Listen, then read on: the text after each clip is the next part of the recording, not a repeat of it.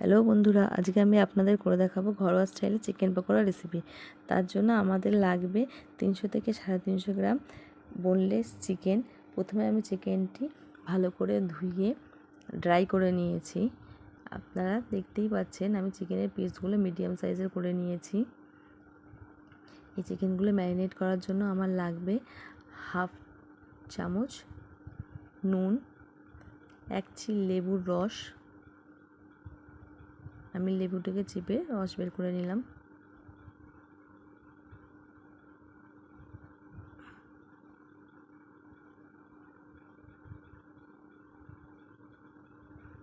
1 table চামচ কাশ্মীরি লঙ্কার গুঁড়ো, 1 টেবিল চামচ আদা রসুন পেঁয়াজ কাঁচা লঙ্কা শুকনো লঙ্কা পেস্ট,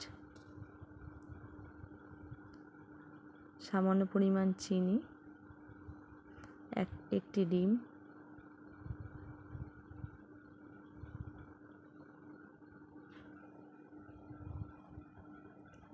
হাফ টেবিল চামচ গোলমরিচের গুঁড়ো, 3 টেবিল চামচ কর্নফ্লাওয়ার। আপনারা চাইলে কর্নফ্লাওয়ারের বদলে ময়দাও ব্যবহার করতে পারেন। 2 টেবিল চামচ চালের গুঁড়ো। এই সমস্ত উপকরণটি আমরা ভালো করে মিশিয়ে নেব।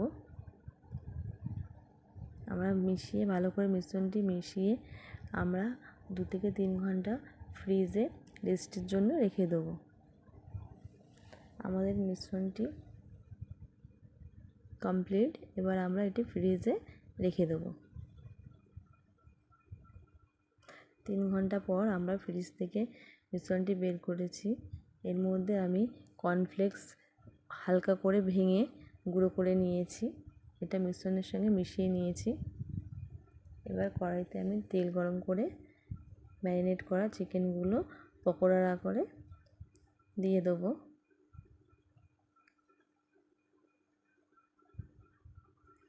আমার এই ঘরোয়া স্টাইলে চিকেন পকোড়া আপনারা একবার ট্রাই করে দেখতে পারেন এবং কেমন লাগলো না লাগলো আমাকে অবশ্যই কমেন্টে জানাবেন।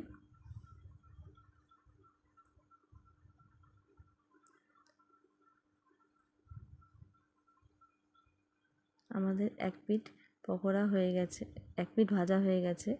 আমরা আরেক পিঠ উল্টে দেবো।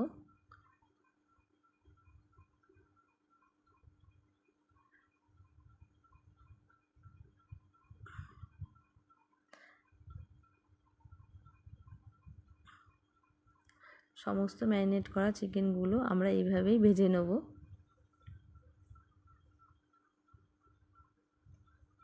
আমাদের ভাজা কমপ্লিট হয়ে গেছে।